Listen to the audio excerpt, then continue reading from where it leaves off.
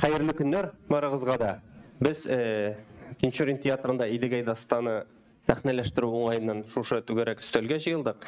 Ул Идел буе Болгар дәүләтендә ислам динен кабул итү уңайынан бирелгән грантка сәхнәләштерелгән иде. Аның режиссеры безнең белән Туфан Риф улы Имаметдинов. Бу спектакль чыкканнан соң билгеле бер бәхәсләр булды. Шул сәбәпле без менә җыелышып сөйләшергә булдык бу спектакль хакында һәм бу дастанның куелышы хакында. Һәм мин кунакларыбызны тәкъдим итәм. Безнең түгәрәк өстәл онлайн форматта бара. YouTube'та һәм ВКонтактеда. Рамил Шыңгызулы Төхфәтуллин, Татарстан Республикасы Дәүләт Советы депутаты, Татарстанның халык артисты, Тукай исемендәге Габдулла Тукай исемендәге дәүләт бүләге лауреаты. Идегәй спектакленең Камал театры куелышында Норадым ролен башкарган актер буларак та билгеле.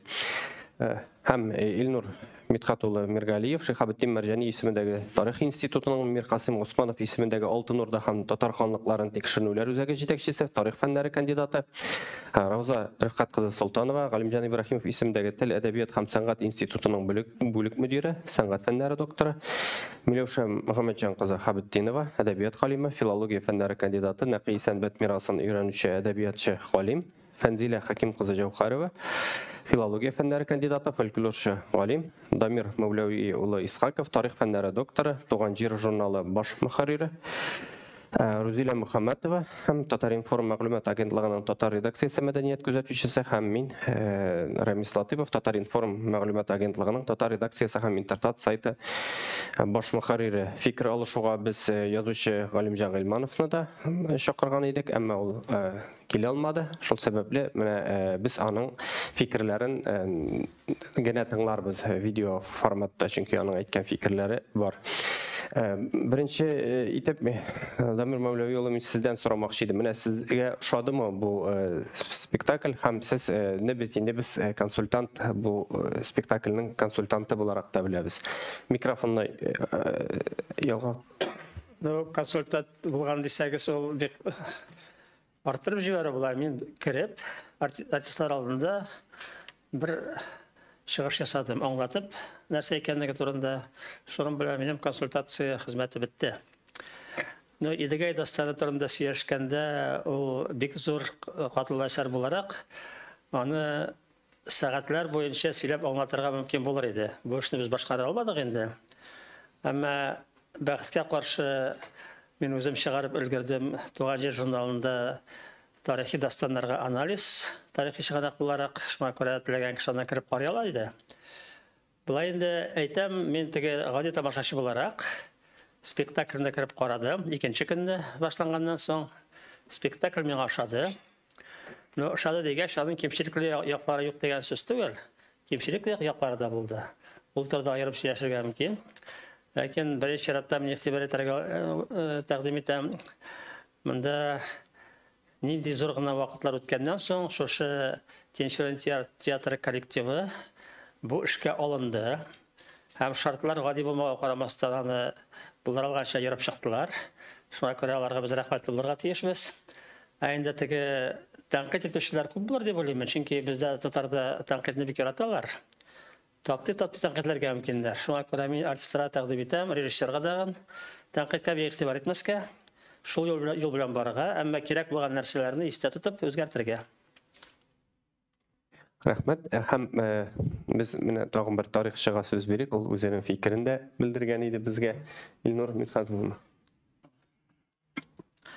Шакырганыгыз өчен рәхмәт. Мин ул көнне спектакль беренче көнне карадым. Һәм чыгу белән анда журналистлар да булды. Шунда ук фикеремне дә әйттем. Дамир абый йомшак кына әйтте инде, менә тәнкидкә игътибар итмәскә ничек тәнкидкә игътибар итәргә кирәк, чөнки бу бит безнең классик әсәр, халкыбызның, тарихыбызның асылы. Мин инде карт кеше, шуңа күрә мин йомшак әсәргә. Юк, аңлыйм. Ну тәнкидне игътибар итмәсәк, әгәр дә бу бит тәнкид бетереп ыргыту өчен сөйләмибез, яхшыртыр өчен. Мин шуны менә кабатлап та әйтәм инде. Безнең халык барыбер идегей бу дастаннарны ниндидер бер күләмдә булса да барыбер белә. Ягъни тамашачы әзерлекле дип әйтәсем килә. Иң әзеннән нәрсәләрне булса да белә, менә ул ишеткән, алар турында языла, менә Дамир абый үзе дә әйтте, мин мәкалә чыгарып өлгердем дип. Менә китаплар да бар, без дә яздык, минем дә фәнни китаплар алар буенча бар. Шуңа күрә бу әсәрне тәнкыйть итәбез икән, димәк ки без яхшы ният белән чыгып әйтәсез, мин шуңа тукталасым килә. Әлбәттә, артистларны тәнкыйть итмибез, чөнки артистлар бирелеп уйнады, миңа да ошады артистларның уйнаулары, әмма кайсы бер образларны, мәсәлән, ачулары миңа җитмәде, чынлап та, мәсәлән, башыннан башласак, инде ханбикә түгел иде инде ул анда, ул ниндидер бөтерелеп йөри торган бер, гафу итегез, бер шундыйрак хатын-кыз кебек, әмма тарихтан бит беләбез. Алтын Урдада мин әле Дамир абыйның сөйләгән лекциясын күрдем, язган мәкаләсен дә беләм, аларны да ачкан әйтәсем килә. Менә ханнарның, ханбикәләр, алар гади кешеләр түгел, алар зур кланнарның кызлары, алар идара итә, аларның яннарында шымчылары да бар. Ханбикә әйтүе бу символик мәсьәлә булса да, һәм алай теге җитдиятсезгә төшереп, гайбәт шикелленә төшерелгән кебек килеп чыкты. Икенчесе Туктамыш чынлап та зур хан, Алтын Урданы берләштерү, аны аякта тотыр өчен эшләгән. Ә монда ул ничектер менә җыри инде уктан атаны итәм, мин образны ханны күрә алмадым анда, ул ниндидер менә шундый кебек. Аннан соң иң күңелле кырганы менә Идел Болгарны җимерде дип әйтә. Дастан буенча менә төрле версиялары бар, шунда бар дигән менә Туфан белән дә зрак сөйләшкәндә әйтте. Юк андый нәрсә, Болгарны бер дастанның бер вариантында да Болгарны Туктамыш җибәрде дигән юк. Монда татар версиясында менә урыс княжы килеп җимерде дигәнне әйтә. Әгәр дә карыйсыз килсә, 163-нче бит менә монда. Аннан соң Аксак Тимур, ул мәсьәләгә килгәндә, мәсәлән, мин фикеремне әйттем, инде ул ниндидер бер чынлап та йомшак бабай кебек, ул бит дөньяны тетрәндереп торган, Тимур каршына иң көчлеләр генә чыга алган. Руи Гонсалес Клавих әйтә, Тимур каршына иң беренчеләрдән чыга иде Туктамыш. Чөнки ул вакытның иң көчле ханнары, иң зур ханнары. Ул бер үзе генә чыкмый әле, Ибн Тагрибирдинның аңлатуына күрә, бу беренче 1391 сугышыннан соң 6 ел белән берлек корат Тимурга каршы. Һәм Идел Алтын Урдага да килә, кем булып? Яулап алырга килә. Хәтта монда да, мәсәлән, Идегей дастанында да күрәбез, койрычакны калдыра, койрычакны әле Идегей аягыннан тотып атып бәреп үтерә, әйме? Менә буларны бит биргән дастанда әйтик. Монда килеп чык, Идегей аңа юл күрсәтүче генә. Шунында Идегей бер зур роль уйнамаган. Әле 1391-га кадәрле Туктамышның ярлыгында, ягайлыгы әйтелгәндә, анда Идегей кебек берне җибәрделәр, менә аның лживыйны, теле ни фәлән дип әйтә. Ул вакытта Бикбулат дигән Шыңгызыйлар нәселеннән, Туктамышның якын туган нәселеннән без аңлаганым кадәрле. Инде ул үзен хан итеп тоткан була, соңыннан Тимурлар әсәрләрендә дә Муизалан Сапта, мәсәлән, ул турыда әйтелә. Шуңа күрә менә бу буларны Туктамыш соңына үтереп бетергәч, менә бу каршы чыкканнар Идегей өскә калкып чыга чынлап та. Соңыннан әлбәттә Алтын Урда өчен дә көрәшеп карый, башка төрле периодта күрә кирәк. Узун сөйләп башлам. Туктатыгыз әгәр ни булса. Менә бу мәсьәләдә мин нәрсә әйтәсем килә, менә Самарда Александр Назаров бу Кондурча сугышы буенча бик каты активлар, 1-2 көнлек кенә Самар радиосында чыкты. Миңа да шалтыратты, сездән рус вариантын да алган әйме? Ул Алтын Урда форумына килде, монда Татарстан югары идарәләре белән дә күреште, Кара Пулатны китерергә диде. Ул миңа бер сорау бирде, Илнур диде, мин аңламыйм диде. Сез 1 ел буе көрәштегез Самар өлкәсендә Тамерланга хәкәл куйдырмаска, аннан соң Кара Пулатта күрсәттегез Тамерларның нинди икәнен, ә хәзер Идегейдә килеп чыкты, ул яхшы икән, ул булышырга килгән Идегейгә. Мин тарихчы буларак та, татар кешесе буларак та, мин бу әйберне кабул итә алмыйм, тарихыбызны бозу. Бу булай ярамый. Бу шекелдә бу әйберләр минемчә төзәтелергә тиеш. Бу классик әйбергә. Мин режиссерларны да хөрмәт итәм, теге үзенең версиясе, үзенең күзаллавы.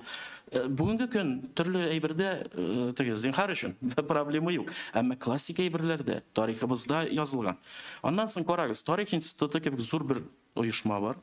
7 томлыгы бар. İyalida eserler var, eymi? Indi nakisen bet boyunca küpme yazılgan eyberler. Ağır mı bu eyberlerini korarga? Men ikinci konsultatına kilmeni koradım, onda gıyılım yok bit, gafoydu biz. Şuna göre benim takdim bu eyberde özgerişler kiritirge.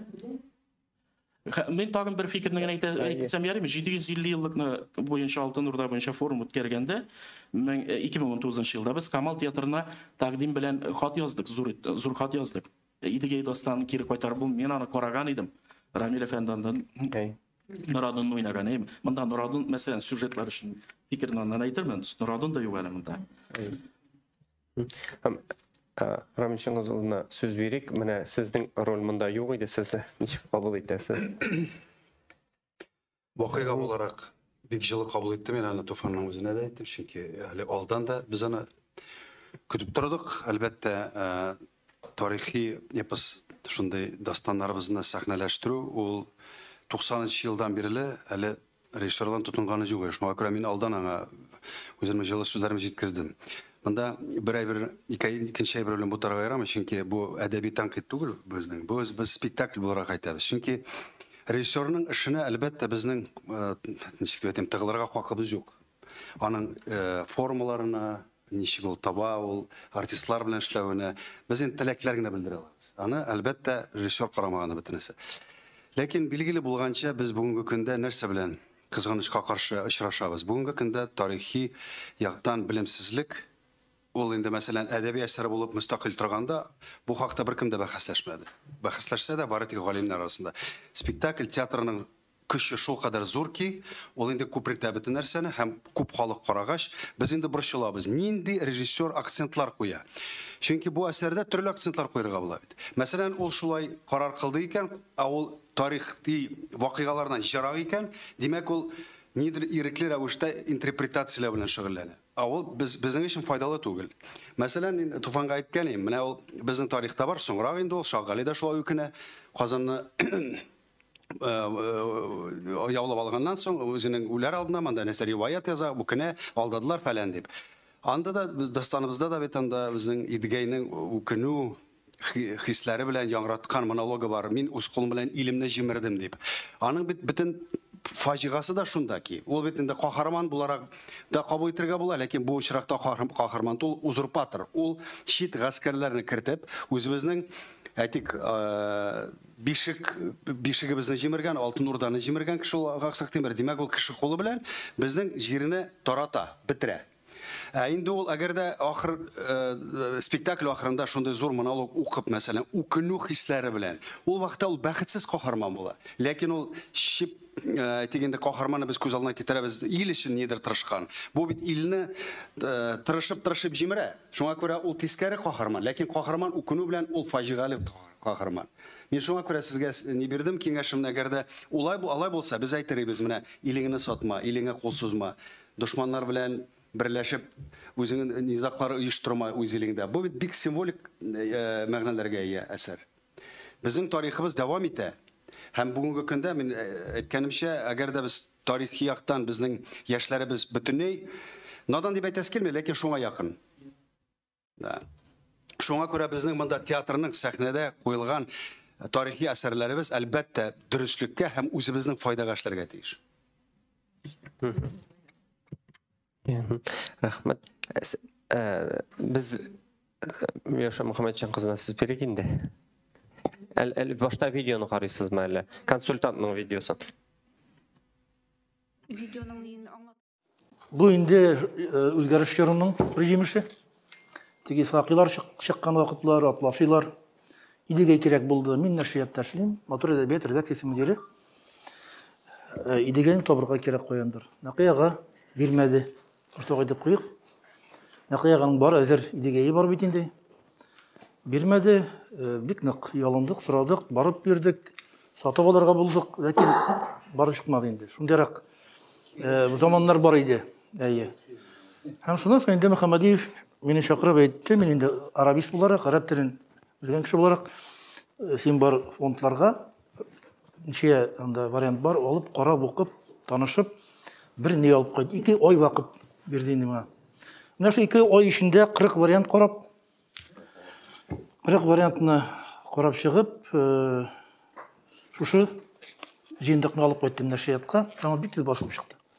Менә шундай шын мәгънәсендә бір қарағанда фәнни вариант, чөнки бүтін студияның болған текстлар, чөнки Нәқияға да бик күп язылған, үзе язған, көпіршектерін өзі өткерген ул. Мұнда бернинди юлда кірмәген, шын шул вариантлардан жиылған вариант, бұл жиылма вариант. Тарихи шәхсе аның бик қуатлы олы. Кім ничек қарый, ничек бәялей, инде контекстта. Шуңа күрә кемдер аны бейге итә, кемдер итә, ләкин бер генә җиңүгә ирешмәгән кеше инде ул тарихта, шулай кала ул. Ләкин фигура бик зур. Ажиотаж бик күп булып тора ул тарихта, чөнки ул әле Аксак Тимердә, әле Туктамышта, әле ул Көнбатышта каядыр. Менә шулай йөри торган кеше ул. Шуңа күрә аның тарих шәхсенең роле зур. Шулай да шуңа да карамастан шактый җиңелүләргә нигә тап булган кеше инде ул. Монда төп герой бар, дөт әйткәндә Туктамыш. Чөнки Туктамыш тирәсендә бара. Туктамыш белән Идегәй, Туктамыш белән Аксак Тимер һәм башкалар. Туктамыш кем ул? Туктамыш ул Казанның беренче ханы. Шулай белән кабул итәбез хәзер. Һәм Алтын Урданың соңгы ханы. Алтын Урданы җимергән кеше ул бер караганда. Һәм турайтып Казан ханлыгына киреп утырган кеше. Ләкин Казан ханлыгына әзер генә киреп утыра ул. Анда инде юшкан була. Шулай ук бик каршылыклы герой. Чөнки ул ике зур сугыш оештыра Аксак Тимер белән. Икесендә дә җиңелә. Туктамыш сөтке ул Шыңгыз нәселеннән. Шуңа күрә бөтен ханнар да Шыңгыз нәселеннән булырга тиеш бит инде. Ни өчен без Мамайны әмир дип кенә әйтәбез, Мамай ханны? Чөнки ул хан була алмый. Бу җирдә Туктамыш чын хан. Шуңа күрә аны куярга тиеш булалар Казанга. Башка ханнар юк. Казан ханы итеп инде. Шуңа күрә менә шушындай бик катлы тарихи ситуациялардагы геройлар менә монда. Сезгә аны бирергә кирәк әлбәттә буларның барысында. Бик зур шәхесләр алар үзләре заманнары өчен. Ләкин инде әйтүемчә бик зур фаҗигаләргә алып килгән кешеләр дә инде. Безнең татар ни шул татар барышын дип әйтәгәндә татар тарихын. Менә соңгы сугышында ул 200 мең гаскәр белән каршы тора. Аксак Тимергә җиңелә. Бу инде хәзерге шул Актаныш тирәләре. Хыянат белән җиңелә. Хыянат итәләр төмәннәре. Беренче төмән бик көчле гаскәрләр. Туктамыш белән Аксак Тимер анда нигездә шулай гына бара. Монда Идегәй ул үзенең берничә 10 мең кешесе белән ул тегендә монда гына йөри торган кеше. Ул шундыйрак ул. Ул теге төп алышка керми ул бер вакытта да. Бу шарыкта килә ул 50 мең гаскәр белән, менә әйтелгән анда 50 мең гаскәр дип. Аны 50 мең булмаган диләр инде. Башта китә ул. Арттан инде Аксак Тимер килә. Әле без рәсми тарих дип әйтәбез. Рәсми тарих кадашына бит булмый. Мин рәсми тарих буенча сөйлим. Легендаларда кочагында дөресрәк тә була.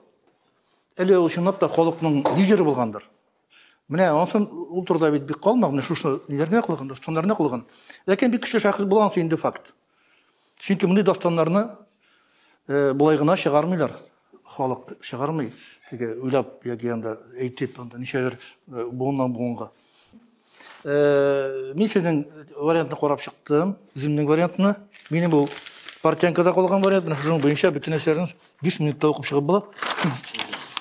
Сюжет барышы менә шулай. Каршылыклар ни. Карап чыктым.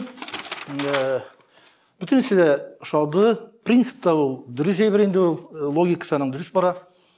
Бер генә сүзем бар. Хәтта беренче сүзем бар, менә Нурадын. Нурадын сезгә керми инде. Кем төзегәндер текстны әйтелми? Син Нурадын бит принципиальный образ. Бәлки аны белмим, ахырдан бәлки кертмәсәгез дә була инде, просто халык кайбер халыкның күңелендә калырга мөмкин. Нурадынны беләләр. Нурадын бик зур фигура инде. Менә шул гына акылган бөтен яклап та ни? Янәкә кирәк инде. Янәкә анда сезнең мотор билгән кеше. Ансы нормально. Үлми ул әле. Ул Көнбатышка табан китә анда ул. Анда ул чүттен янда әле Польша князьләре белән анда да булышып ничектер йөри әле ул. Монда Бер бандит. Ну, ибет бандит. Салават Юлаев кебек. Халыкның күңелендә кала торган булгач, ул инде бөек бандит. Мында бик нык көчле нугай дөньясы. Татар деген әйбер бик юк, бер орында гына итомыскыл итеп кенә әйтелә. Мангыт татарлары дип кенә җибәрә, Туктамыш. Нугайлар көчле, нугайның көчле вакытлары, чөнки гомумән менә ул Казан уешып ята бит анда.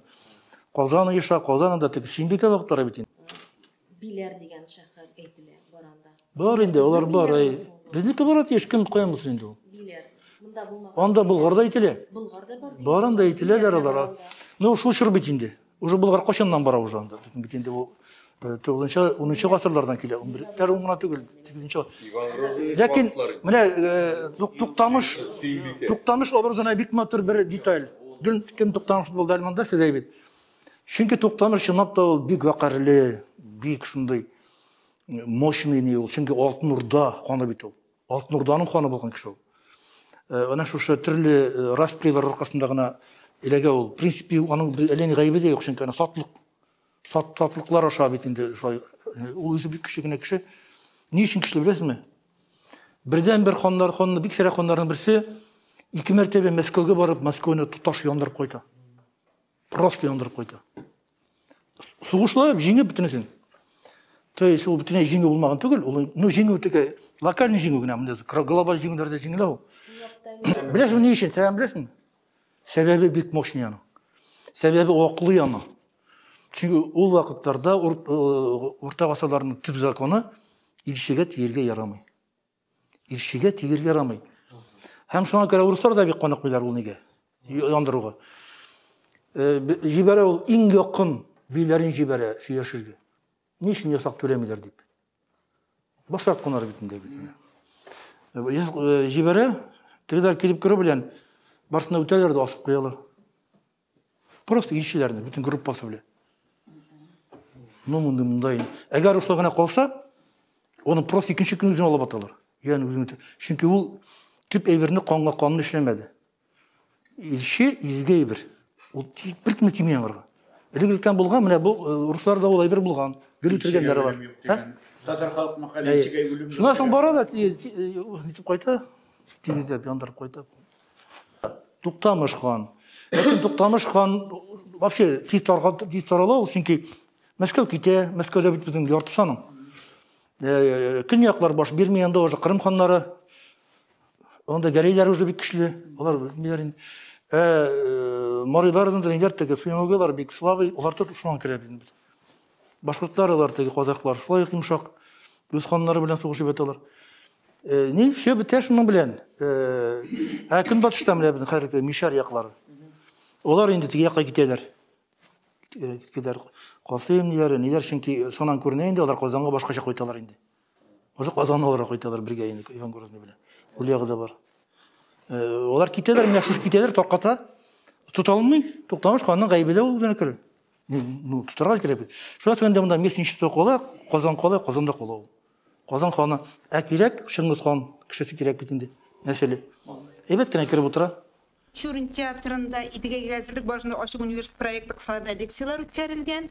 Әлеге лекцияларны Галим Дамир Исхаков һәм язучы Галим Җанхилманов үткәргән. Артистларга һәм режиссерга алар идегәй турында сөйләгәннәр. Редакция Ачык университетка мөрәҗәгать итеп шушы лекцияларны алды. Тиздән алар Ачык университет платформасында булачак дип аңлаттылар. Әлегә видеодан кадрларга менә шушы кадрлар инде. Мындай материалны куярга ярамый. Ачык ресурсларга, яшьләргә. Чөнки бу мин менә моны хәзер милли фаҗига дип кабул итәм. Һәм бу хурлык, бу дәрәҗәдә без үзебезнең Алтын Урда тарихын яшьләргә җиткерсәк, хата белән. Нәрсәдән көтәбез без? Хәзер монда мин театрны аңладым, ни өчен шундый буталчык концепциялар туганын. Бер әйтәсем килә. Мин инде кысылмадым бу спектакль әзерләүгә, ләкин форсаттан файдаланып, яңадан рәхмәт әйтәсем килә. Коллектив зур батырлык ясады, Нақый Сәмбәтнең исемен афишага кайтарды. Әмма ләкин программаны ачкач премьера вакытында мин яңадан хатага тап булдым. Дастанның 500 еллыгы, Дуслар 40-нчы елда 500 еллыгы дигән мәкаләләр, обкомның документлары чыкты. Бүгенге көндә датабызны әйдәгез. Дөрестлек. То есть, менә бу әйберне төзлегән кеше, мин инде аңлыйм, Дамир абый буны эшләмәс иде, ул тарихчы. Мен аның белән аралаштым, аның берничә роликларын YouTube'та карадым. Ул инде күптән Идегәй турында чыгыш ясый. Бу, видимо, менә бу икенче фәнни җитәкче тарафыннан әзерләнгән материал. Яшьләрне бутаган. Һәм инде мин инде Тояны нуктасына Галимҗан абый килер дип көткән идем, килмәде. Менә икенче тапыр килдем һәм менә бүген беренче тапыр күрсәтәм сезгә. Менә бу папка Накый Сәмбәтнең беренче варианты Идегәйнең, журнал варианты, кул куйган варианты. Кул язма, мен выставкага, театрга бүләк иттем, күрсәттем. Сүзләр чыккач, чөнки театрга һөҗүм башлангач. Менә бу икенче папка. Менә монда кул язма, именно кул язма, печатный вариант түгел.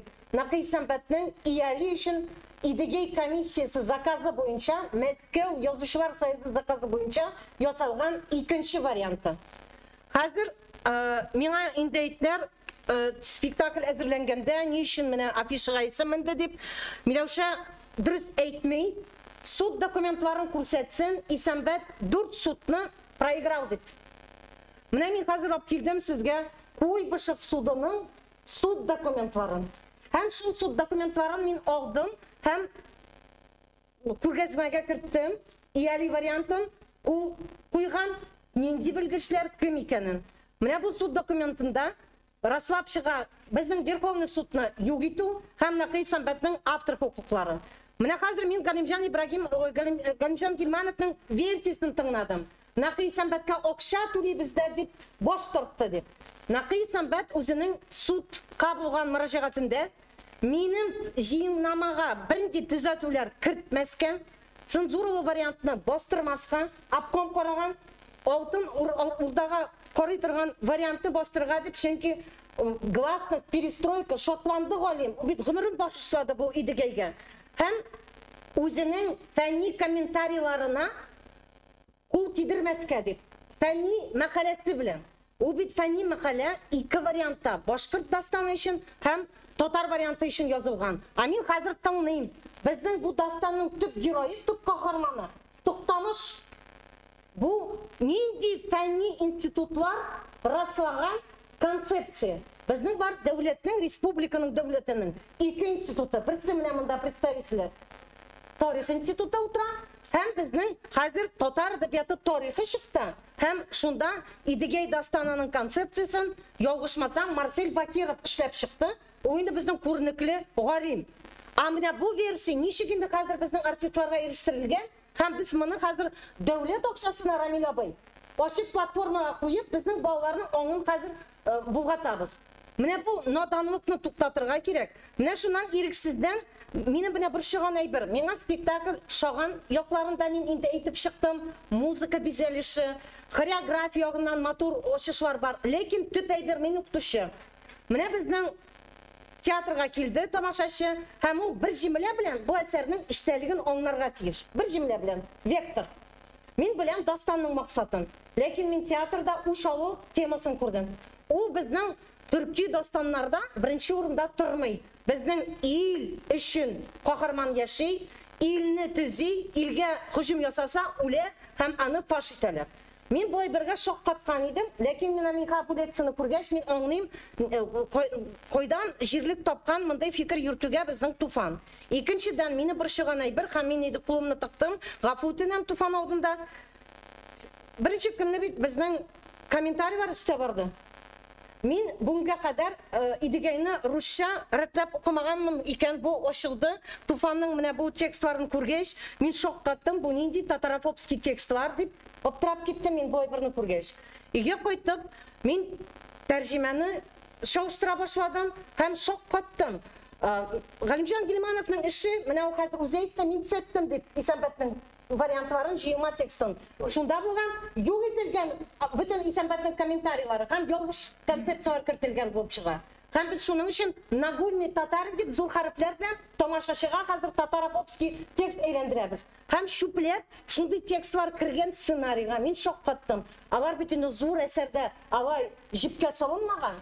Нәрсәдән килеп чыккан ул? Иң кызыгы нәрсә? Туфанның татарча яңгыраган җимләләрдә сәхнәдән татар дигән сүзе дә яңгырамый. Тәрҗемәдә чыкты менә бу әйбер. Мин шуның өчен Айсылу Галиевага шалтыратып, тендер буенча ул акча алган, получается, мин аңа әйттем, син нәрсә?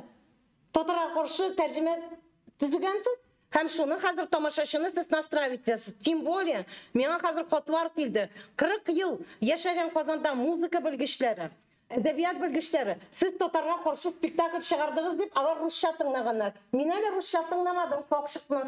Бу текстны хәзер экспертизага без татарга карарга тиешбез. Нинди мәгълүмат без татар турында таратабыз бу спектакль аркылы? Чит милләт вәкилләре дә менә моны шулай итеп кабул иткәннәр. Сез үзегезне рәнҗетәсез дип. Фәнни комментарийсыз мындай җөмләләрне, менә шул Кутбый турында Исәнбәтнең бер абзац комментарий. Ни өчен Нагульный татарин дип әйтә торган. Менә мин аны алып килдем сезгә, менә папка белән күрсәтә алам Исәнбәтнең вариантын. Менә монда инде гарәпчә булсын, монда кириллицада. Бу әсәргә кермәгән һәм хәзерге балалар утыралар кокшыган Нагульный татарин дип тыңлап, һәм бу концепция үстерелә спектакльдә. Безнең Монда гафуйтыгыз. Галимҗан Гилмановның шәүләсе миңа төшмәсен, шуңа мен сүз әйтеп шулдыра алмыйм. Кызганча каршы, юк, минем бит сөйләгән сүзләр барысалар интернетта бар, кирип карыйлар. Шуңа күрә мин монда бер генә ялгышма, просто оговорка. Башкасын мин кул куеп бүген дә шуны сөйләр идем. Кызганча каршы Галимҗан бер вакытта тарихчы булган юк, шуңа күрә ялгышлары бик зур булды да. Хәтта монда сөйләгән сүзләрендә дә монда инде тарихчылар моны шунда тәнкыйтьтә башлыйлар. Менә бер генә әйбер әйтәм, ни өчен тарихи караш кирәк? Һәм ни өчен менә ялгыш килеп чыга? Мәсәлән, Галимҗан монда Нуретдин фигурасына тукталды да, аны төшереп калдыруда күреп тора аның гаебе бар икәнлеген. Әмма ул чынлыкта бер ачкыч ключевой фигураларның берсе. Хәтта тарих чыганакларда бер әти сөйләгәннән соң ул Башкортстан җирендә үлә. Аның бәкләре, аның үле гәүдәсен алып кайталар кайдыр Сарайчык ягына. Юлда атлары үлә. Һәм шул бәкләрнең берсе үз эчендә күтәреп кайта аны. Ул менә шулай трагик рәвештә үлә. Бу татар чыганагында бар, аның турында мәгълүматлар. Менә булай караган вакытта, әгәр дә дастанны укысагыз, анда бит бик кызык әйберләр бар. Алтын Орданың җибәрелгән вакыты турында ул. Нуретдин бит Алтын Орда тәхтенә хан булып утырасы килә. Менә ул бик кызык нәрсә, чөнки бу вакытта инде Шыңгызларның роле төшеп бара торган булган. Мәсәлән, Аксак Тимердә үзе чынлыкта хөкем итә, бер янында бер Шыңгызый булса да качып кына утыра торган. Менә бит Идегәй элеккеге теге дәвр шәхсе буларак ул аңа рөхсәт бирми бу әйберне. Димәк, монда бик зур ишке конфликт бара. Бу нәкъ менә дәүләтнең яңа кыяфәткә керергә тырышып, җимерелеп барган әйберләрне тасвирламасы. Менә шул бик кызык сюжет төшеп калган монда, кирәк иде. Бер тагын мин инде менә кушып әйтәм дә, менә Галимҗан Гилманов хәзер үзенә җаваплы калды, чөнки ул сценарийны мин карадым дип раслап чыкты безнең алдыбызда. Мин сценарийны менә чагыштырып өйгә кайткач, чөнки инде телдән теге белән бит инде. Нәрсәгә тап булдым? Нурадын сүзе спектакльдә Идегәй исеменнән әйтелә. Менә моны Ярар Туфан моны татар телен әйбәт камил белмәгән килеш моның монологын дөрес укымыйчы кертсә дә, җыюнама текстны 2 айда төзегән кеше сүзләрне бутарга мөмкинме? Бу бит шок котыргыч, бу бит бик иң мөһим, чөнки Идегәй малайына юл күрсәтми, чөнки ул әле тәхетенә утырган тәрбияләнмәгән ул кеше, тәрбияләнмәгән ул дәрәҗәдә. Һәм без менә мондай бутаучы китте безнең текстта киткән бутаучы. Менә Айсыл Галиевадан сорыйбыз моны хәзер Галимҗан Гилмановтан. Рәхмәт. Сүз бирмәдек. Әйтегез инде үз фикерегезне. Микрофонга басып. Сүз түгел, монда әңгәмә. Билгеле, әңгәмә сүздә юк. Рәхмәт, шундый сөйләшү оештырганыгыз өчен, чынлап та күптән бу темаларга сөйләшү кирәк иде. Ниһаять, Тинчерин театры куйган спектакль шул сәбәпче булды. Гомумән, без шушы спектакльләргә багышлап кына түгел, гомумән даими бу эшне алып барырга тиеш. Бөтенебездә, институтларда, уку йортларында, язучыларда, һәммәбездә без үзебезнең милләтпәрвәр санаган һәрберебез бу Дамир Исхаков һәр көнне, һәр минутта бу тема белән шөгыльләнергә тиеш дип уйлыйм мин. Шуңа күрә дә бу спектакльне шулай кабул иттем. Мин шатмы дигән сүзләрне мин аны гомумән ул сүзләр минем лексиконда юк. Мин моны чын күңелдән кабул иттем, чөнки яшьләрнең менә шундый авыр темага алынуы үзе бер безнең өчен зур вакыйга. Беренчедән, монда безнең яшьләр композитор да яшь, режиссер да яшь, һәм анда дизайнерлар, менә безнең ул сценографлар дибез, рәссамнар, гомумән бу өлкәдә эшләүче рәссамнар безнең бик сирәк. Рәссамнарыбыз булган чиракта алар театрда эшләмиләр, һәм инде ул дизайнерлар бүгенге көндә театрның аның асылында белмиләр, театрның үзе бер дөнья, һәм аның үзенең закончалыклар бар. Шуңа күрә дә яшь дизайнерларны монда бу чиракта Алия Гайнуллинны чакыру шулай ук бик яхшы дип кабул итәм. Һәм инде бу спектакльдә инде дизайн дигәч тарихи дөреслек һәр вакытта да булырга тиеш. Чөнки бу автор спектакль булса да, монда тарихи дөреслек иң беренче чиратта ярылып ятарга тиеш. Һәм бу исәптән инде без бөтен аның компонентларына игътибар итәбез. Музыкада ул чагылыш тапты. Хореографиядә элементлар белән, конкурс әйберләре белән уйнауда ул безнең гореф-гадәтләр, фольклор элементлары һәммәсе дә театральләшкән иде. Һәм алар чынлап торып та кабул ителәләр. Инде менә сәхнә бизәлешенә килгәндә, дизайнны кабул иткәндә, мин әйтер идем, монда менә динамика миңа җитмәде. Беренчедән дәүләтчелек. Менә алтын урда чоры зур дәүләт булган.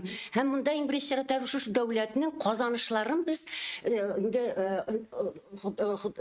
сәнгати алымнар белән күрсәтү кирәк.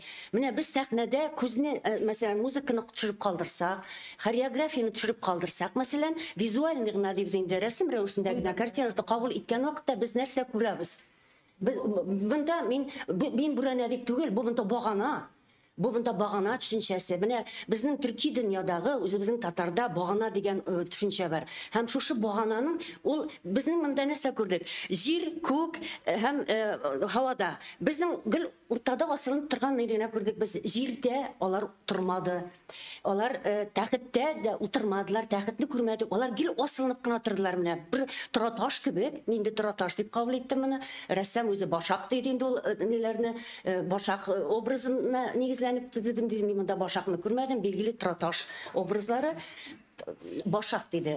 Чөнки төсләре җир белән бәйле бит. Мин шуңа күрә җирне күрергә телим монда. Аларның җиргә нык басып торуларында күрергә телим. Аларның тәхетенең дә көчле булуын күрим. Һәм шул вакытта монда диагональ, ул киртә. Ул бер төрлегенә аларның үзгәртеп булмый, ул бер генә төрле итеп бирелгән. Аны бит үзгәртергә була. Монда башта тематик яктан эштә Микрофон. Ни өчен ул андай ителә, Ногай җирлегендә бар? Әйе. Тәрҗемәдән чыккан фото. Юк, менә без әгәрдә без татар каһарманнары дип саныйбыз бит. Тамышканда Алтын Урда булгачлар. Иткән иде. Димәк, безнең монда ул әйтә, bütün вакыйга Ногай җирлегендә дип. Әйе, ул текстта бармы? Ни, ул бит мишә шулай. Җәмәгать моңа бит тарихи карар кирәк. Менә әгәр дә сез казакларда карасагыз, Идегәй дастанын. Анда чынлап та бөтен җир Ногайлардыкы.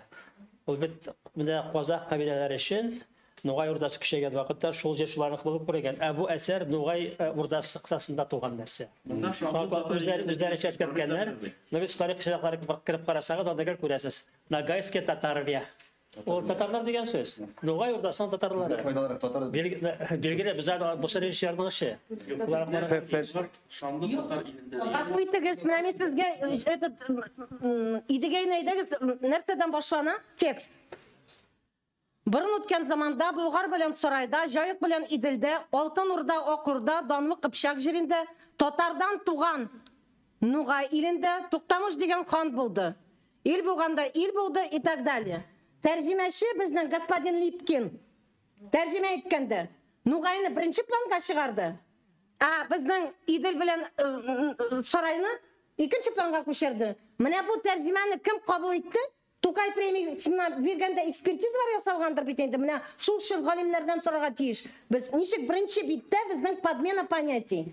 Чөнки җыйнамада, без куйган җыйнамада дигәндә безнең татарныкында акцентлар башка булды.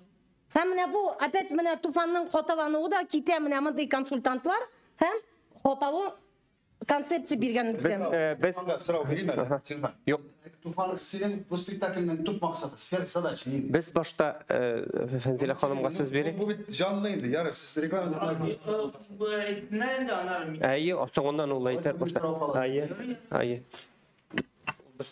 Мен енді бір қадар Милеуша bilan kelishib spektaklga beyli. Mana mening uchun bor spektakl, bor Idegay dastoni. Spektaklning tub asl maqsadi, mana asl maqsadi ol tubdagi leitmotivi, syujeti ol albatta uch ol. Atini o'tirdilar, anini o'tirdilar, men o'tirga tish. Mana gil shu ayberga kelib jetdik. Necha kishidan so'radim, narsa angladim. Idegayni bilmovchilar dunyo. Anda sizga zalda Idegayni biluvchilar o'tirdilar desa qo'yadir, ikki qo'lni qig'inaylar, bir 20-30 kishi bo'lgandir. Bütünüsü şunu sililer.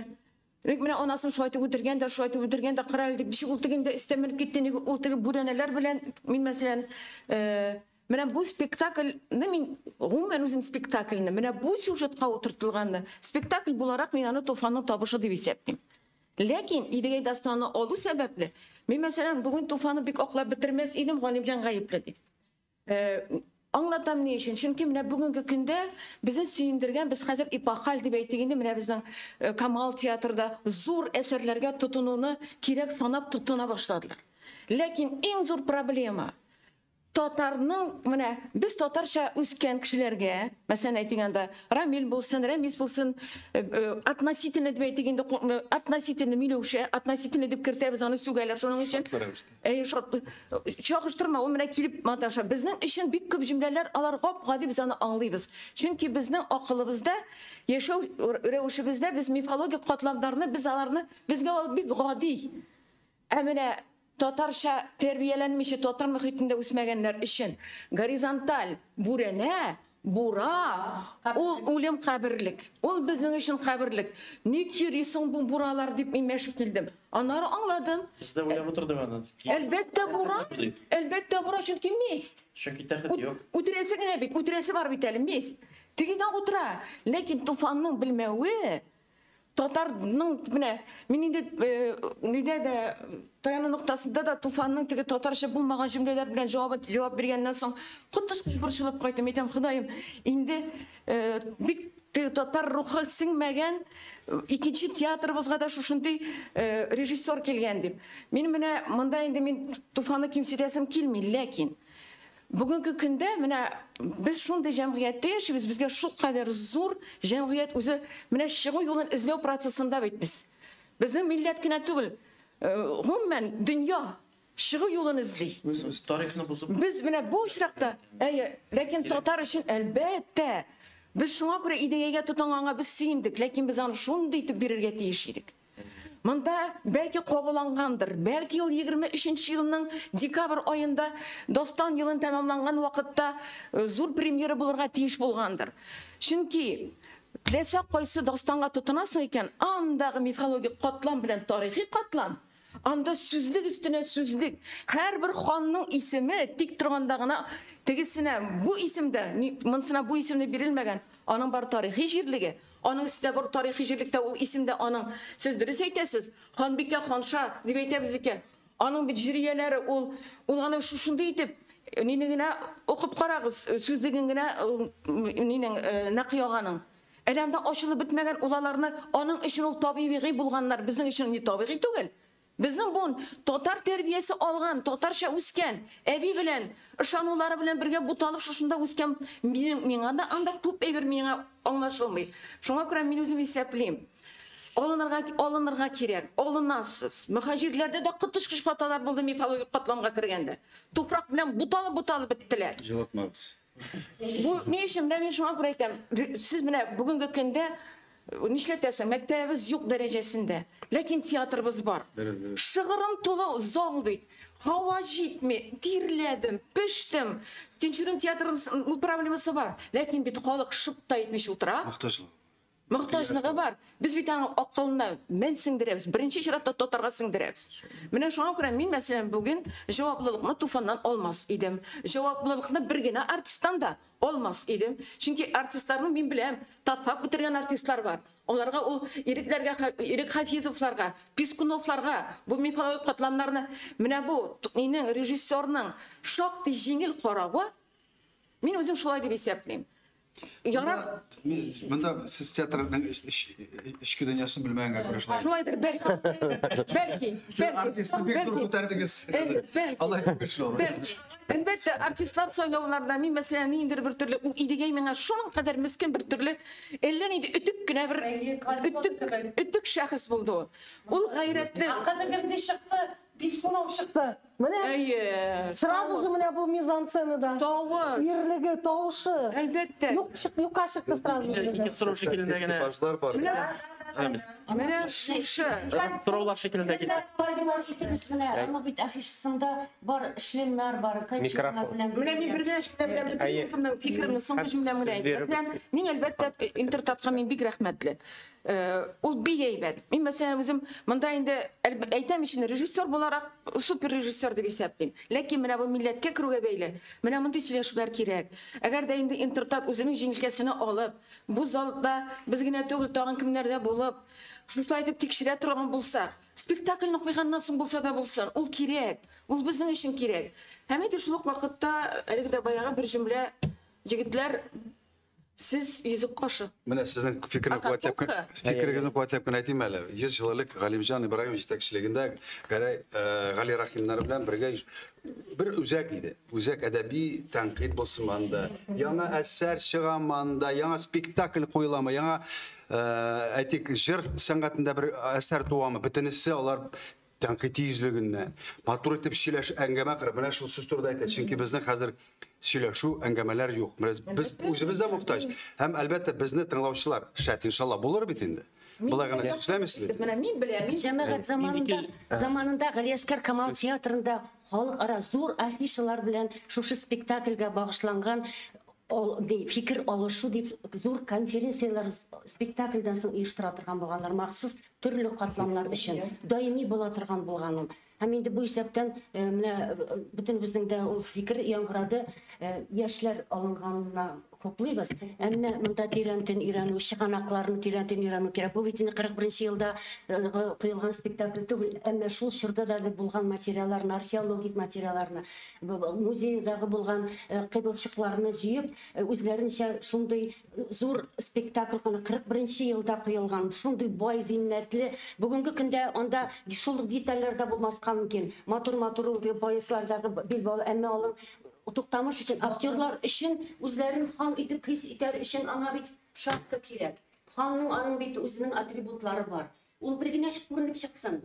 Ama ondan sonra salganda Karolir'de Shakespeare ne için Karolir başsız kala, taşsız kala. O bir bilgi. Ana şu bilgiler kahit obrazı. Hem onların atributları, han bit Hatın kızların baş kiyimi var, ayıratlarda yok. Hem indi onlardan birinci hareketlerini gösterip kirek. Hudожник ben onun bilen fikir alıştım. Ol şu kadar dürüst anın bize qaraştı. Bu spektakldagi eskizleri, şunday eybet eskizleri filtr kullanıp, ondagi şu katı jostki dibetini dizaynı quvvatlab, şu stilde onun kostyumlarının eskizlerinden akşılıyor. O tiyatr alanlarını da yaxşı bile. Ama mında şu boylıqni ko'rsatib jetmedi. İkinci çıktı bizning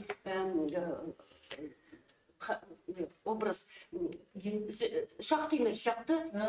Ol bit gadi onda temirde tugul, ama şunday boyliq edi ko'rsatildi. Boshda o kerak balkim. Yoki so'ngidan kerakdir. Mana şu detallar da bizning o bilgi önünde signal bire, tomoshachiga signal bire. Bu şu şurunu ko'rsatadi.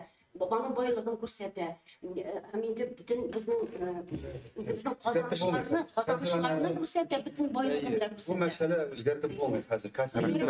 Ne için 44. yılda mene özümüzge sırav. Gafuytuydan beri bu tendersin değil mi? 44. yılda bizge ruhsat etmediler değil mi? Federal Müzik tarafından soğuş Ali bara. İlk Vatan Soğuşu. Bizge ruhsat etmediler. Altın Orda'nın tarihini öğrenirken. Ne için? Үзебезгә сорап биргәч. Темага безнең язылып торган китап бар, Исмаилов белән тиздән бәлки язып бетербез, шуннан күрерсез. Куркалар безнең үзебезнең, ни өчен без куркак? Чөнки безнең үзебезнең әлбәттә шулай. Без кулланыр. Кеше белән генә әйтим инде диде. Туфанга сөз бергәнче бер-ике нәрсә әйтмеш ул монда. Җәмәгатендә безнең бер зур кемчелек бар, ул милләт буларак. Безнең республикада экспертлар да эшли белмиләр. Ул электән килгән нәрсә. Һәрбер чиновник уйлый, бит нәрсәне беләм дип, шундыйда монда бит башта кирәк булган экспертларны җыеп, бик әйбәтләп сөйләшүләр алып барырга. Ул теге безнең 40 минут килеп сөйләү бит эшнең башлыгына, анда бит бер атна утырырга кирәк, әзрәк нәрсә булса аңлый башлау өчен. Дөрес әйткән вакытта моны аңлаучы галимнәр Татарстанда күп түгел, әмма бар. Менә күренә бит, без аңлаткан булсак, кайбер нәрсәләрне режиссер җанланган булыр. Ул нәрсә юк кызганычка каршы. Менә мин уйлыйм, алга таман игътибар итәргә кирәк. Бу безнең кемчелек билгеле. Яһудлар булсалар билгеле бер ай яшырлар я, бездә юк инде ул. Икенчесе менә бу кызганыч дип әйтәм мин. Мин Кәрим Тинчурин театрында күрдем, моның икән техник яктан оснащениесе нулга якын. Тавышлар начар ишетелә. Теге катлаулырак видео рәте гомумән чыгарып булмаганда, анда бит әгәрдә ул нормаль театр булса, анда сугыш сценаларын чыгарып булыр, яның каршында ике сугышчы җитә, теге артта затник булган вакытта. Монда нәрсә бөтенләй юк. Ул теге әйдән сценасы гына ул бит дәрс әйткәндә татарча пуштяк дигән сүз генә. Менә аннан соң билгеле менә бу шул нәрсәләр булмагач, монда теге тозан тоздыру гына килеп чыга. Ул бит шулай әйбәт түгел шундыкта. Күпме тозан сибәргә була. Мен ойлайм, бұл нәрсе театрның оснащениесі турында өр-яңадан ойларға керек. Мен ишеттім енді, аның бинасы бик әйбәт түгел дигәнлеген ишеткәнем бар. Демәк, монда нык ойласа әйбер бар, булса Мәдәният министрлыгы ойларга тиеш бу нәрсәләр турында. Оснащениены ясарга кирәк, буның артыннан йөрергә кирәк. Шуннан башка барып чыкмый. Тагы менә чыккан вакытта минем янга килде җырчы Миңгол абай. Ул әйтте, Дамирда, минем белән киңәшсәләр, мин буларга аңлатырмын, ничек итеп музыканы башкарырга. Мин бит музыкант булмагач шулай бер аңлата бетермәймдер. Әмма бер нәрсәне сиздем. Менә теге табак белән җырлау 6 еллар өчен аны кытыш-кыш энергиялы итеп була, әгәр дә дөрес башкарсаң. Монда бу без күргән ул бик шундый зәгыйф кенә бер нәрсә иде, барбер яңалык инде, но зәгыйф кенә нәрсә. Шуңа күрә ул якларында уйларга кирәк, бит барып чыксын өчен. Бусы билгеле режиссерның да гаебе дип уйлыйм мин, алга бу турыда кемчелекләрне бетергә кирәк. Куйдыгыз монда бит инде бу сәхнәдә карап булатны куйдылар. Анда экранда бөтен нәрсә булды. То есть шул театр көче белән ясалган әйбер бит инде, шул артистлар белән техника җитте бит ул чакта. Шурны шулай матур итеп күрсәтергә. Аңа зур рәхмәт. Менә Илнурга гына сүз әйтиктән күптән сорап утыра. Туфанга сүз бирәбез. Линиясы монда әйттек, бер генә идегейнең ушалуы. Бараймы? Шын барлыкта әлбәттә ушалу белән тарихка бернинди карамый. Менә аны дастанда ничек алым куйганнар. Котлыкая әтисе, әлбәттә ул тарих шәхес түгел, тарихка бернинди карашы юк. Әмма дастанда бу әдәби алым белән менә шулай күрсәтелә. Ул анда каһарман итеп күрсәтелгән, шынында. Аның үтерү менән итү, ул бит символик әйбер, менә фитнәне бетерү. Ни өчен башта кит бетер аларны, аннан соң шакмагыш белән яндырды. Фитнәне бетер, сатуны бетер. Чөнки Туктамыш нинди хәлдә килә, Дамир абый әйтәме? Җимерелеш вакытында берләштерә илне. Шуңа күрә бу әйберләр илне сатуга каршы. Бу сюжет минемчә, мәсәлән, шулай бик дөрес акцент белән бирелмәгән. Аннан соң менә Нурадын мәсьәләсе куелды. Нурадын буенча менә мин докладым. Һәр җөмләне алсаң, идегәйне шул хәтле ачып бирә торган әйберләр бар.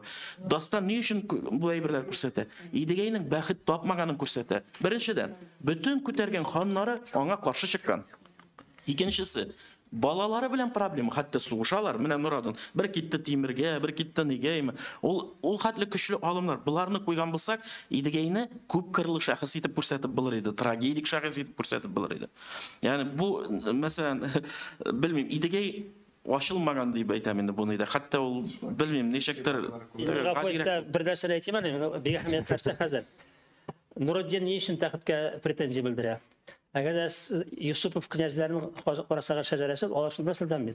Аларның шәҗәрәсе Мөхәммәд пәйгамбәргә барып тоташа, халифләргә. Димәк, мин шундый фикергә килдем үзем. Кайсыдыр заманда бәлки идегә үзе, ул сәйетләрдән чыккан хатынга әйләнгән булган. И аларның барлыкка ки вакытта мөселманлык бит көчәйеп кенә килгән вакыт. Аларның барлыкка килгән бик зур шәҗәрәләре һәм бик бөек шәхесләргә тоташулары. Нуретдин моны белгән, чөнки аның турында еш кына язалар, ул исламны көчәйткән дигән сүзләр бар. Димәк, уларны белгән, менә шул якта китереп чыгарган, үзенең тәхеткә утырырга мөмкинлеген. Шыңгызый булмаса да, ул әһәмиятле бер. Яхшы, без Туфанга сүз бирик инде. Аңа беренчедән минем бик зур рәхмәт әйтәсем килә. Менә ул үзенең теге тәнкыйтьлисләрен белеп килде. Шушындый хыяллык өчен һәм бу Башкалар килмәс иде. Башкалар килмәс. Безнең консультантыбыз мәсәлән килүдән курыкты, баш тартты, ә менә Туфан килде. Рәхмәт һәм бирелгән сорауларга тәнкыйтькә җавабы. Бик зур рәхмәт. Шундый җыелыш инде безнең теге бик ниндидер фикерләр, әйбәт фикерләр ишеттем мин. Әмма икенче яктан теге мин үз тәҗрибәдән әйтә алам инде, ниндидер зур әйберләрне куярга бик авыр беренчедән. Мәсәлән, мин түздә куйган идем Достоевскийны «Бесы» дигән романны. Анда ничек булды инде? 2 көн премьера үткәч инде, аннары миңа Зафлит шалтырата, әйтә, менә укып чыгарга теләк туган иде, менә синең спектакльдан соң. Бөтен библиотекаларга шалтырата. Там Достоевский бетте, без. Алып бетерделәр.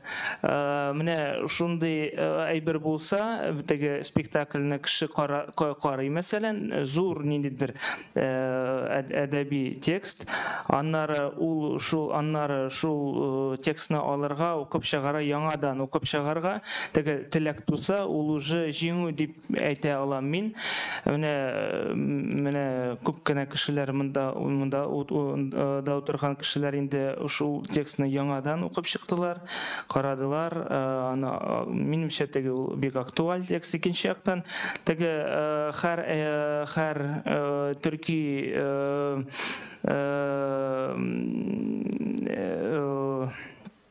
халыкның инде үз идеяе бар. Менә мәсәлән, шул ук Александр Назаров, сез әйткән Александр Назаров миңа китап җибәргән иде. Ул 1931 елда чыккан.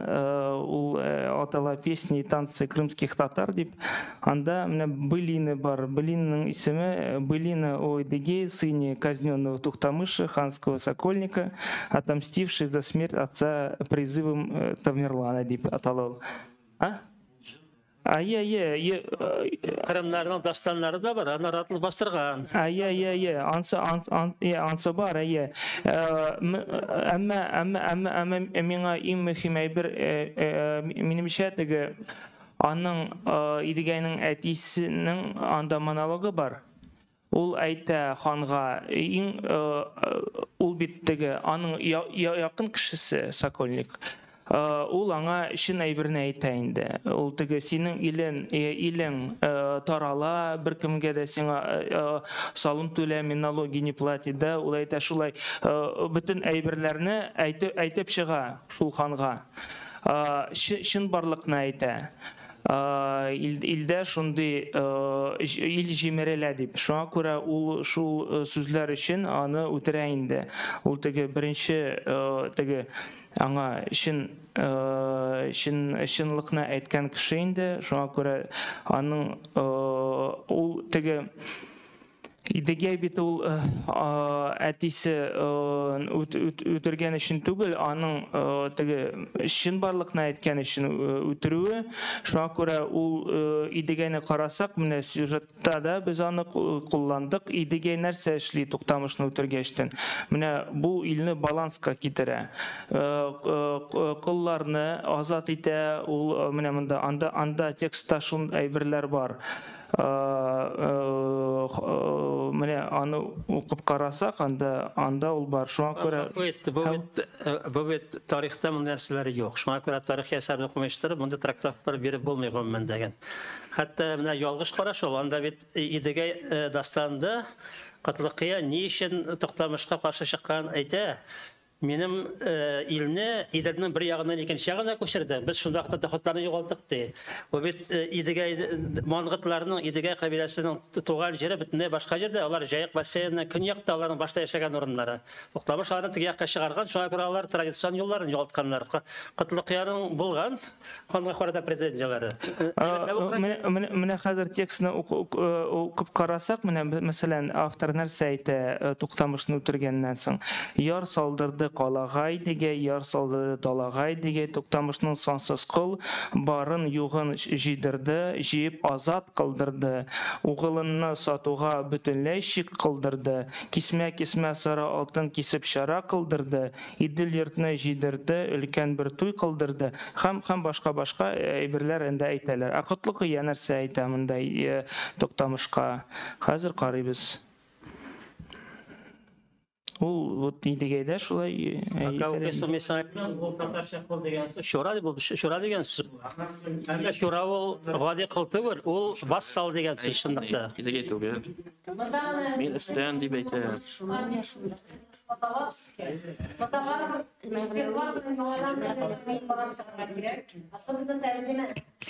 Туфан Менә хәзер таптым әйтмәк бездән хания, ишетмәк сездән хания, җир уртасы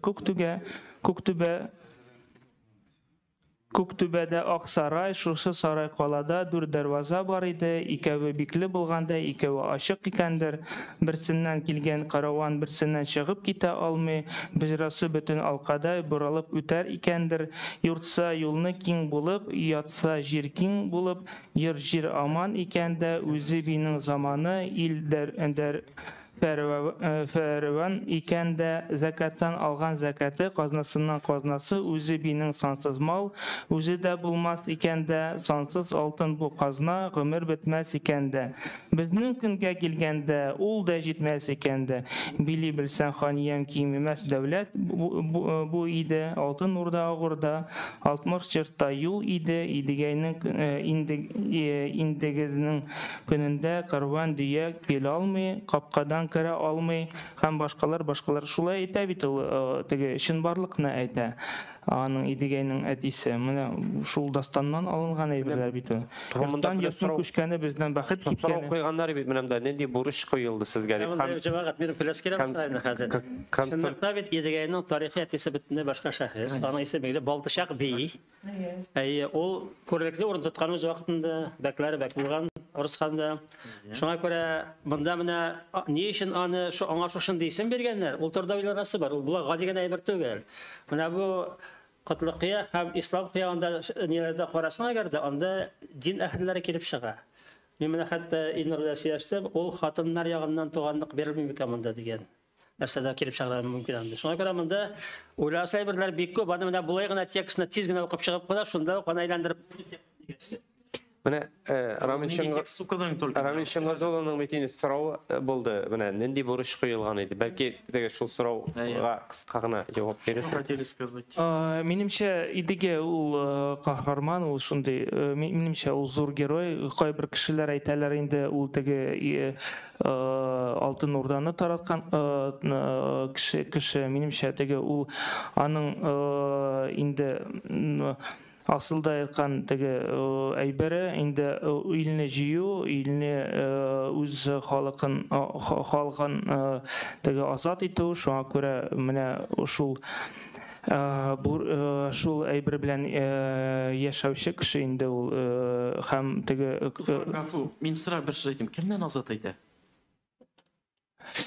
Менә синең башта Мамутрак кемнән Дөрес әйткәндә тамырдан ялгыш фикер. Идегәйнең образын аңламау. Ул бит аның нияте изге булган. Но бар бит шуны әйтү, тамукка юл изге ниятләр белән төшәлгән дигән. Менә аның нәкъ шул изге ниятләре белән тамукка илткән дигән Алтын Урданы. Кемнән азат итә Минемчә теге ансын монда әйтеп булмастыр, шуңа күрә теге Ядалардан рабочий классына, рабочий классына азат итә. Монда природа үзенең ханы. Саткан нәсле, әтисе саткан. Сатлык җан бетерелгән. Тарихта да бу бар. Zor dedi ne ilenjimde. Mesela Evliya Çelebi'nin olmasa. Evliya Çelebi'ydi. Мен де ислам дүниясын йөрүдүм. Менә Алтын Урданың баш каласы сарай харабелерин күргәч, мен де шуны аңладым ди. Мондый биналар бер ислам дөньясында, Ближневостокта юктай. Кызганычка каршы бу илне Тимур җимереп, калкын яндырып, башларыннан башнялар төзегән ди. Әүлия Чәләби. Аннан соң Казан ханлыгында Шакгали ни өчен утырмый беләсеңме? Теләмиләр, каршылар. Чөнки Тимур Кутлык нәселеннән Идегәй белән бергә килгән, илен саткан. Хәтта урыс җиренә хезмәткә күчкән. Менә Дамир абый яхшы белә, Кадыр Алибекта да бараймы? Касым ханлыгында Крымнан, Хаҗитар ханнан, Казаннан чыккан элита корпорация службалары һәм Нугайдан килгәннәр белән бер-берсендә душман, хәтта Кадыр Алибек жалоб яза. Минем дә килде бер службалы татар. Әниемне сүкте, хатынымны сүкте. Ну, әйткән инде матур сүзләр белән. Ни өчен? Идегәй нәселесең. Тияктан. Төшенегез, 17нче гасыр һаман сүгәләр Идегәй нәселен. Сатлык жаннар дип сүгәләр. Юк, ни өчен халык аны каһарман дип ни өчен Туктамыш дип атамаган мәсәлән аны. Идегәй дип Дастан чыккан булса, ул Туктамыш Идегәй дигән чыккан булыр иде. Безнең мираска да 20 диләр, бәлки күбрәктер. Мин заманда кирип караган инде. Аның өлешләрендә күбесендә Туктамыш һәм Идегәй, Идегәй һәм Туктамыш, Идегәй һәм Мурадын бара. Идегәй ул безгә Казакта да Идегәй түгел, Идегәй. Ул просто предложенный. Монда Идегәй белый пушистый түгел. Идегәй образы аша бу нене Дастанны чыгарганнар. Менә Дамир абый әйтте бит, тыңламадыгызмы аны? Алтын Урданың җимерелеп, авыр хәлләрендә булган ситуацияны трагедик бер шәхес аша бик күп неле Идегәй илне җимерә, душманны алып килә. Соңыннан тырыша яңадан берләштереп карарга. То есть Идегәйне бүлеп карарга кирәк. Менә шушы ситуацияны аңлата, Дастан аңлата. Монда син Бодай бинең диалогын кара, дөнья фитнәсе Идегәйне алып килмәдеңме? Әй, Тимурны алып килеп илне җимертермәдеңме ди. Аннан соң Мурадым белән булган сугышларында кара. Теге раз инде Шыңгызиларга чыктым, Дамир абый әйтте бит менә. Мурад мине куй ханга тәхет куйды. Әйме, бәхетсез икәнен Идегәйнең күрсәтә. Идегәйнең менә Рамил Тухватуллин да әйтте бит, но Идегәй бәхетсез, бәхет тапмады, илен сатты, соңыннан тырышып карады, сатты, бәхетсез бер кеше. Һәм исторический память дигән бер термин бар, без аны бик әйтәбез. Анда Идегәй бер җирдә дә миңа күрсәтә алмасын, что ул положительный фигура. Юк. Минемчә, мин текстка карыйм, күрәм, Идегәйнең әтисе шул сүзләрне әйтә. Теге синең Туктамышка синең илең җимерелә, син үзең күрмисең мәллә дип шул сүзләр бар. Шуңа күрә мин шул сүзләргә таянып инде. Теге ханга туп-туры әйтсә, чынбарлыкны, минемчә ул чынбарлык иде. Чөнки авторның менә Дастанда шулай дип язылган бит. Анда шулай язылмаган. Идегәйнең әтисе шундый теге отрицательный персонаж. Шуңа күрә мин минемчә ул положительный бул трактовка әйбер инде. Кемдер күрә аны положительный, кемдер күрә отрицательный. Мәсәлән, Фауст ул кем өчен ул отрицательный персонаж, кемдер өчен положительный персонаж. Шуңа күрә Идегәйнең әтисе сезнеңчә теге ул отрицательный булса, минем өчен положительный. Чынганаклардан башка гына булмыймы? Мин Идегәйнең Дастанын алам. Менә укыйм Идегәй Дастаны. Биткермәгән бит инде. Галимнәр эшләгән барсы язылган. Бөтен нәрсә язылган, гафу итегез. Менә Туфанга аңлатып әйтим әле. Нә кайчак аны бит барысында тарихи чыганаклар алар басылган, барысына таба аласыз. Менә Идегәй Туктамышны үтергәннән соң гел сугышы Туктамышның варислары белән. Анда ничә булар? 7 балай булар. Барысы белән сугышалар. Идегәй үзләргә чыган Идегәйнең нәселләре сугышалар. Һәр сугышта катнаша бер яктан 100-120 мең кеше. Бер яктан, икенче якта шундый. Булар шул сугышларда битте татарны үтереп торган шунда, ядрәне. Шуннан соң анда кеше дә калмый. Анда әнә 15нче ел орталарында бар инде. Биттен урдада 300 күп кеше калганда, аның битаның ир дигәне 130-80 мең булгандыр бәлки. Халык битә. Шуның белән дәүләт юкка чыга. Менә мин шулай әйтәм, син Тифон хаклысың, әгәр дә Котлыкаяны гына алсаң, әйме. Ә син не диалог ике яклы бит, не карамыйсың? Котлыкаяга Туктамышның әйткән сүзләрен не алмыйсың? Анда көчле түгелмени? Туктамыш ни өчен аны әйтә? Әтеге әйтә, мин Шах Тимирге сатылсам, бер башымны ике итсәм, сездән ил киткәнне аңлата ди. Ил киткәнне аңлата, чөнки зур группа төзелгән, Бикбулат төзегән. Хәтта 1391 сугышта Туктамыш уратып ала Тимурны. Җимерә, бетерә. Битте дигән, Тимур битте дигән сүз. Бикбулат уң кулны ала да китә. Düşünə alsam, Zurni idegeylərində bu qrupası. Ola da gidək, bara sarayını ala, Toktамышның нәсілlərinin ғайләсін əsir ala, үтірәді бәлки неlərində. Timur, aha, все, мен кішімні қойдым, кеттім, 1391-də болғанымda. Менә bu satlıq жаннар арқасында. Tufan, bunda bir... Tufan, dürüst onlarga teş bulasın. Менә біздің... Yok. Min kilişəm tulası bilən. Biz bizimlə tüp maqsat, bu söyləşünün tüp maqsatı bizim Tufan degen rejissörümüz var. Bizim tüp dilek. Tufan'ı bizim devlet tiyatrında tüp rejissör bulup işe turgan Tufan İmamuddinov degen rejissörünü bizim barımızın da üstüresimiz kele.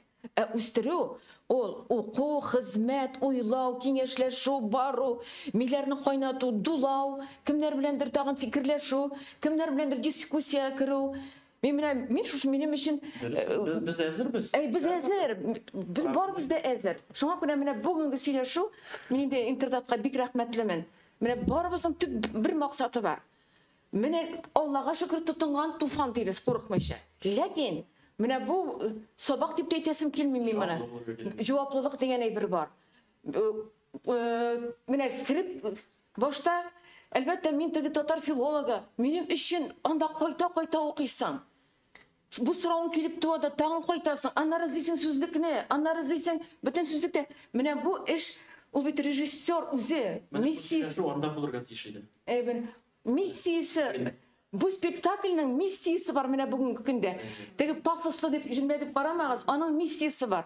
Bizim elegine can hesaplarını aldık. Şuşlay buldu. Biz tegi kimüge tava baratırgan millet bugünkü günde. Lakin bu missiyonu o koydadır gibrettir. Bu gibretini de biz kürsətirge teyişmiz. Halkның xətrində gibret tip süydü turgan şəxsləri var. Koydadır bundan iyidir bir güçlü bir fikir de vardır. Şuna göre elbette men mesela özüm şulay dep hesaplaymayın. Bugünkü söyleşi ol Ramizsiz'de etseniz de olur. Tufanğa bulsun, biz tufansız qolasımız kelmey.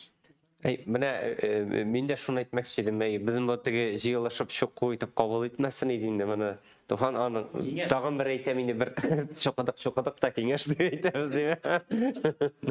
Yaxshi bir bo'lsa tanqidni har kishi o'zini olar edi deb aytgan Muhammad Maxtiyevning bor bitindan bir tugundan ham etmas edi deb. Tag'in bir mana zo'r rahmat ham ta'min bu so'rayib kelgan edi. Mana konsultatsiyalarning mana ne darajada u sizga mana siz bitinda kengashdingiz, sizga Olimjon G'ilmanov artistlarning da bunda qisqartirib berilgan versiyasi, anda anga aktyorlar so'rov beralar, ulalarning so'rovlarına javob beradi. Mana ne darajada u sizga ta'sir etdi mana bu spektaklni qo'yganda, tegi aksentlarni qo'yganda. Mana konsultatsiya masalasi o. Yo'q, men Halimjon abini qana aytaman. Agar da Gulnaz Badreddin bo'lmasa, men uni bilmasam, men o'manda bormaganda bo'lar. Men anda совершенно случайно rakdim. Konsultat bo'lar. Bunda oldin o'ylanilgan konsultat sistemasi bo'lmagan, просто ko'rinib turadi. Edebi bo'lik müdiri var. Onu обычно запылет. Başka tiyatrolarda çıkıp переписку мен айтам, Гүлназ Бадреддин менің білен августа сөйлескеш, ол тақдим жасады, презентация уздырғыз деп. Менің айттым, 3 айда әзірлетен спектакль түгел. Шында мен айттым, сіз Нақи Самбаттың фәнни мақаласын қолға алдыңыз ма? Аның Совет әдебиетінде вариантын оқыдыңыз ма? Комментарий бар білен. Yok dey, қойда ол дейді. Мен аңа китапны көрсеттім да, ол фотоға түшірді фәнни мақаланы. Лекин, мен тайының нұқтасында Туфанға сұрау бергеш, Туфан айтты, мен бірінші табарманы іштем дейді.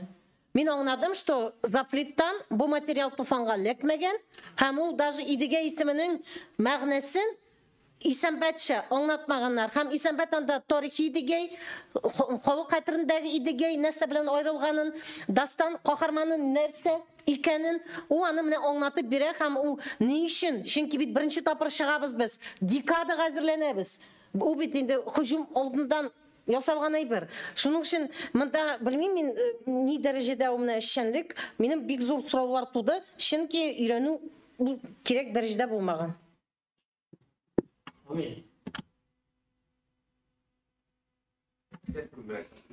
Айе, менә без беренче тапкыр укыганда инде актерлар белән дә инде анда күп кенә сораулар туды. Гади тамашачы аңлармы, юкмы, чөнки анда күп кенә сүзләр, аны аңлап булмый. Галимнәр дә аңламый кайбер сүзләрен инде. Шуңа күрә менә без Галимҗан абый белән китап очраштык инде, укыдык, кайбер сүзләрен, теге аның аналогларын табарга тырышкан идек, чөнки теге гади тамашачы аңласын өчен, чөнки бу эштә алып барылды. Идегей турында инде аның ничек ул барлыкка килде, инде аның мәгънәләре, инде юллары ничек барган икәнен дә теге минемчә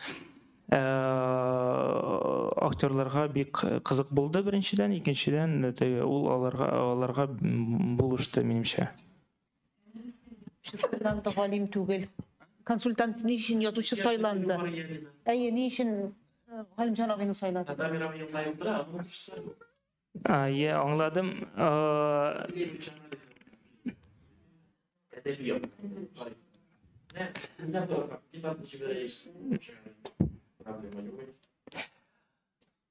Кайбер, без аңларга тиеш бер әйберне, театр ул институт түгел, театрның үз тормышы бар, чөнки безнең һәр көнне выездлар бар.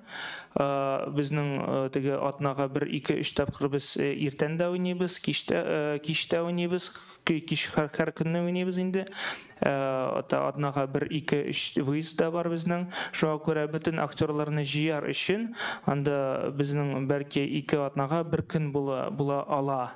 Шуңа күрә бер 5-не җыйсаң, 15-не җыймыйча теге шулай ничек эш алып барырга мөмкин, алып бара алмыйбыз. Шуңа күрә теге тулайым җыеп аларны бик авыр хәзер вакытта, чөнки ул процесс, теге театральный процесс.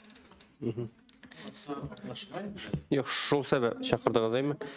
Һәм менә монда теге Туфан әйтеп китте бит инде, Достоевскийның пьесаларын укыганнар дип. Менә мин теге статтагы мәгълүматларга караганда идегейгә запрослар арткан, Яндекста идегейне эзләүчеләр саны. Шул сәбәпле менә бу сөйләшүдә кызыксынуны арттырыр. Җәмәгать идегәй шундый әсәр ул. Аның тирәсендә шул кадәр көрәш барган һәм шундый катламнар бар. Аларны истерәп чыга башлаганда ул бер үзенә күрә потрясение булачак. Бу эшнең башыгына килеп чыгар дип уйлыйм алар. 1944-тәге постановлениене бит әйтте, Рамил Кватин сорадым. Аны үзе Сталин керттерә бит. Төшенә аласызмы? 44-тә әле гарантия юк, немецларны җиңәбез, әйме? Ну, җиңеп киләбез кебек. Әле бит гарантия юк. Әле без ул сугыш вакытында идегейнең нинди нәрсә кирәк инде идегейме? Юк, алалар махсус карар. Әле бер казак галиме идегей язган китабын Маргулан тотып яндыра. Безнекеләр Дамир абый күбрәк. Әле анда менә Маргулан анда казаклар сугышка вакытта бик адам сугышында. Сталин һәм идегей өчен сугышка башлаганнар. Шуңа да карамастан идегейне юкка чыгаралар. Шуңа да карамастан. Ул карар Татарстанга гына кагылмаган, бөтен СССРга. Идегейне Алтын Урданы һәм карарны идеге стулысын шукыр һәм Казан ханлыгын өйрәнергә ярамый. Безнең язучылар 3 елда Туфанны җибәргән әле. Аның икенче мероприятиягә бара. Безнең вакытыбыз инде шулай ук төгәлләнеп килә. Без бит әйтә сүзләребезне әйттек. Бер генә әйбер менә минем сорыйсым килгән иде. Шушы әйтелгән сүзләрдән Туфан теге безгә инде үпкәләп калмагандыр һәм ниндидер нәтиҗә ясагандыр, бәлки алдагы постановкаларда ниндидер үзгәрешләр булыр. Таңчы барлыкка килер. Безне чакырып ул француз коньяк эчертергә тиеш безгә бу вакытта.